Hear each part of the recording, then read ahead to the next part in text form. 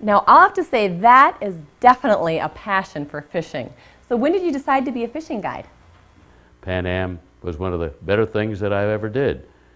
After 2 years, not even quite 2 years, I got laid off and came home. I got this telegram from them saying that due to the lack of flying and the 707s coming out shortly, which would carry more passengers faster, they were going to be laying off 450 pilots, which they start at the bottom of the seniority list.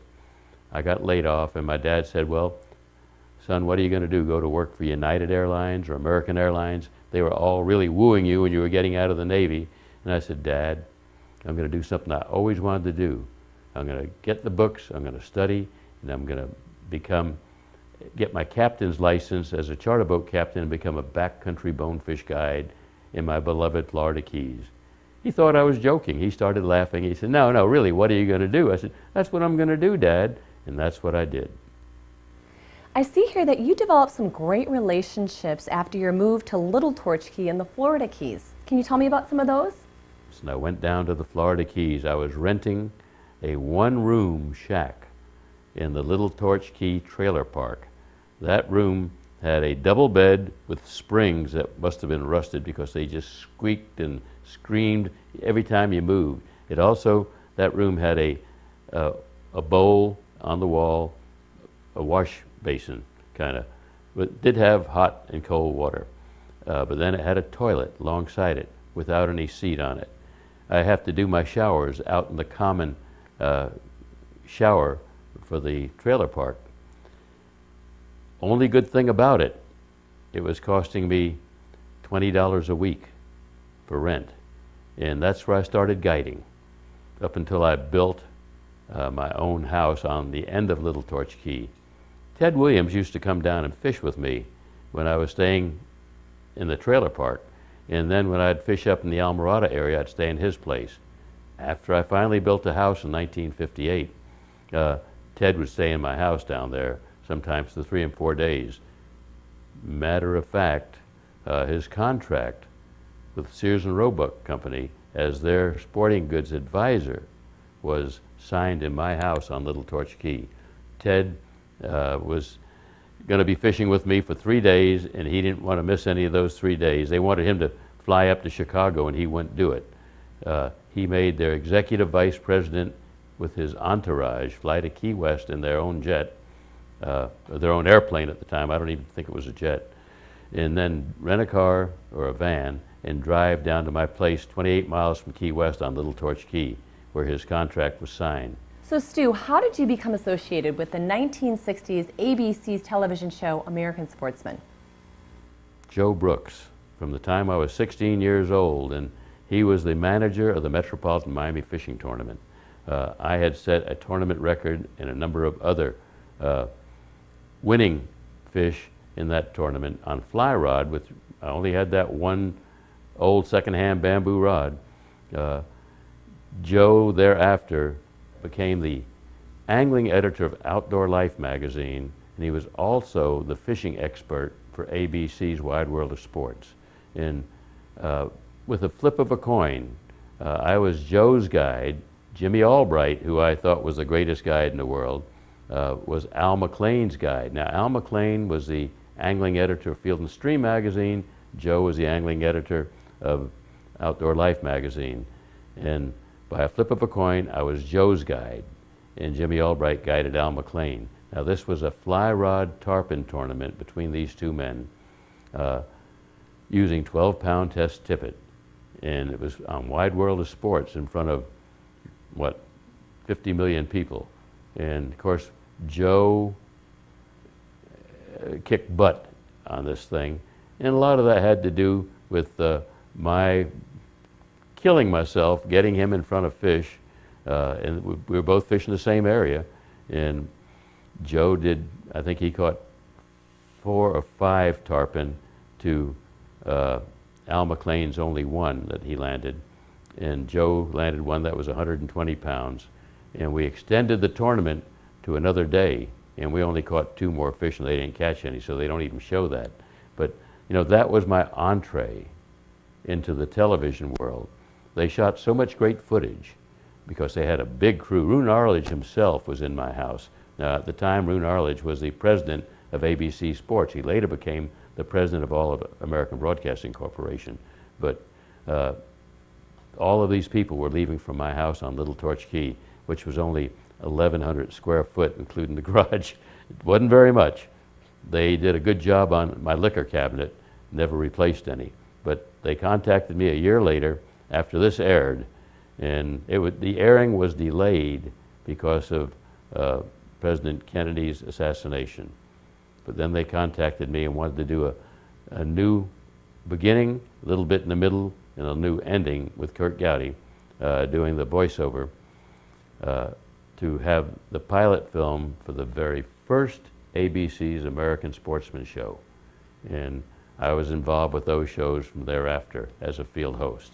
You have appeared in a number of television shows. Have you ever produced anything? Yeah, you know, I got involved in producing and directing and actually starring in a number of shows. One of them was a 10-minute short for Paramount that they shot in CinemaScope widescreen, and we got great footage there.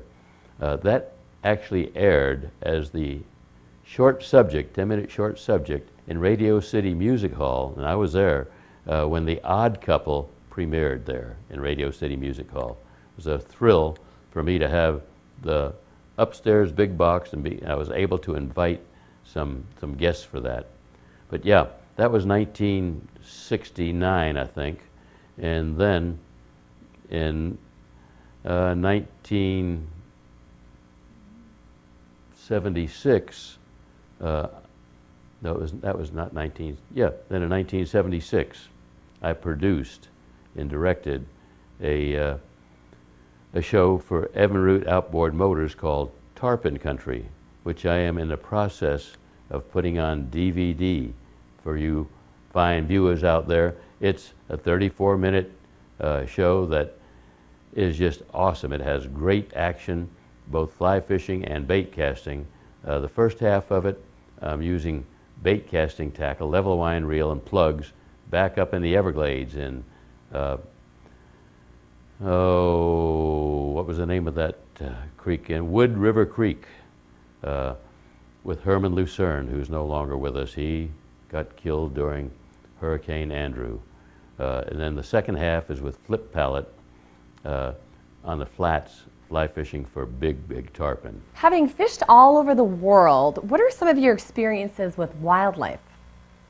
When I went after the barramundi in the outback of Australia, we drove in to a ranch that was a 100-square-mile ranch. I mean, big area. This is up in northern Queensland, Australia. And we had a tent, pitched this tent up on a rise, and it was a long, hard, full day's drive getting to where we were going to camp and fish for the barramundi. Barramundi is like a snook without the stripe. You fillet one, the flesh smells perfumey like a snook, tastes like it. It does everything like snook except it doesn't have the stripe. And I wanted to catch these fish, so I was willing to put up with a lot of things to do that. Well, I was so full of dust and all from our ride in through this area in the bush that I got a bucket, a towel, and some soap, and I walked down about 100 yards or so to the lagoon and dipped the water out of the lagoon, splashed myself, soaped up, and now it was time to get the soap off. So I took the bucket, picked it up, and I was going to go back down there to get water, and Jack Erskine screams at me, "Don't do that, Stu. Hey, mate, don't do that. Back up. Get back."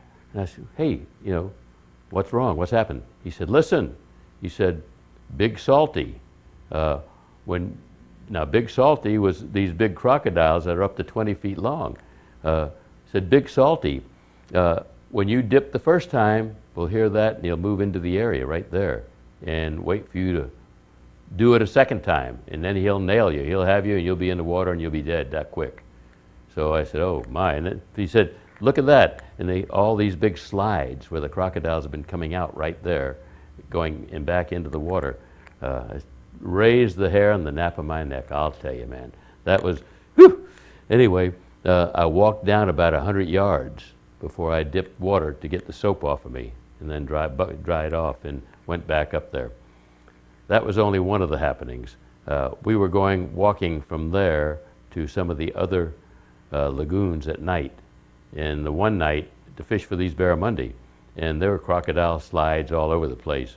The one night walking back, our one flashlight went dead, and now we're walking in only the starlight, moonlit, small moonlit, and we hear a big rustling coming through the bushes, and we all stopped and almost bounced into each other, and thinking it was crocodile, but it wasn't. It was a band of wild pigs that went rushing by us. And the one cane farmer, there were three of us all together with Jack, and I can't think of this other guy's name, not important, but he said, "Oh, mate," he said, "don't let little pig scare you like that." And I said, "Okay, yeah." I didn't know what it was. Anyway, we got back into the tent that night, fast asleep in the dark. We had the tent flap open some to get some more air going through there. I feel this thing hit my chest. God, I flipped my sheet up in the air, and it went flying off, and pretty quickly it got back on me. And I had a flashlight, shined on it, and it was a rhinoceros beetle about that size, probably weighed a pound. Had pinchers that would do double duty as a Maine lobster. Really. Well, the second time I flipped it off, it went across, I did it with gusto, and it went across the tent, hit the tent flap, side of the tent, and landed on top of Digger, that was this cane farmer, and on his neck. And he comes out of his sleep hollering, "Get it off of me, get it off of me." And I went over there and grabbed it with my flashlight, and I said, "Hey, Digger, it's only a beetle. Cool down." And I threw it out the flap and zipped the flap down.